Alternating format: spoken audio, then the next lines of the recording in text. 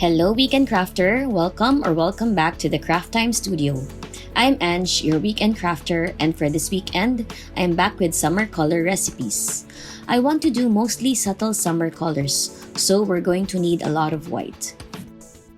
Especially because this is a color mixing video, before I begin, I really need to make sure that my work area is clean. I use a glass mat and so I wipe it down with some alcohol and wet wipes. Why do I use a glass mat? The main reason is that it's so easy to clean. Now it's time to bring out my sample colors. Grapefruit Orange, Light Macchiato, Garden Glade, Skylight Blue, and Shadow Green. For Grapefruit Orange, let's mix 3 parts Sculpey Premo Orange and 1 part Sculpey Premo Cayenne Red. Unlike the other colors I picked, I chose this bright one to contrast with the other softer colors that we will be mixing later on.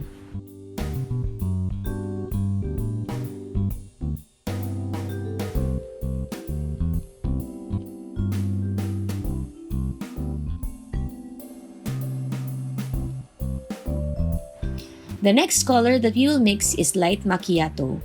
I mixed 1 part Kato in brown and 1 part Sculpey Premo in white. And for those who wonder, yes, I'm not shy about mixing brands.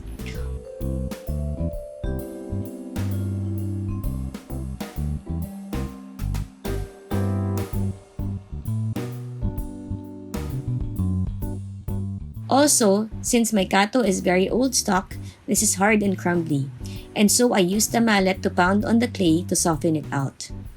This is how it looks like as I first pass it through the roller. As you can see, the clay is like sand, and it is so powdery. But as I continue to pound on the clay and pass it through the roller, slowly, the colors start to incorporate. After a few more passes through the roller, the clay becomes very smooth. If you want to get some tips on how to soften hard and crumbly clay, I'm placing a link above.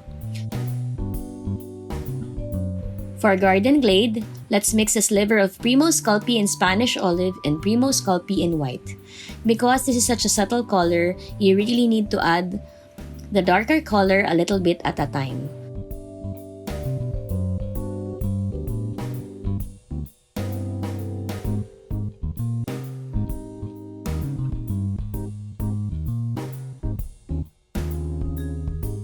Once the colors have incorporated, I added another sliver of olive green, and then I set it aside because I need to add some blue to this.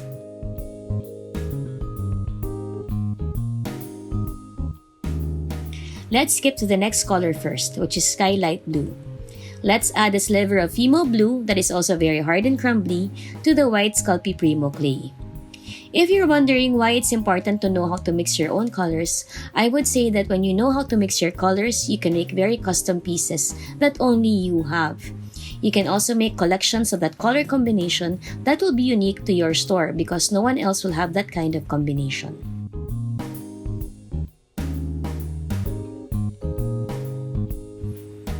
Going back to my colors, once you have your Skylight Blue, I add a sliver of this blue to the green clay that I've previously mixed. This gives my Garden Glade a little bit of this blue-green-gray hue.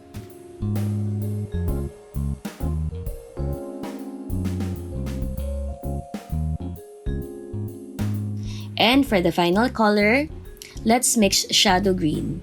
You will need some white clay with a sliver of olive green.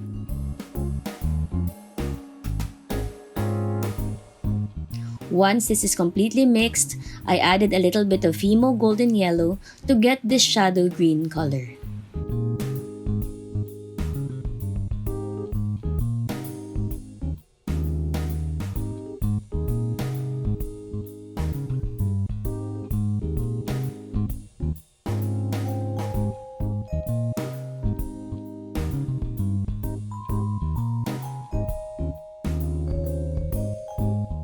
Now, here's how it looks like in a slab.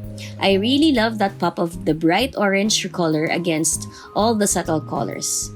If you like this color mixing video and would like some other videos related to this, I hope that you consider liking and subscribing to the Craft Time Studio for your weekend dose of crafts. Have a crafty weekend. Bye!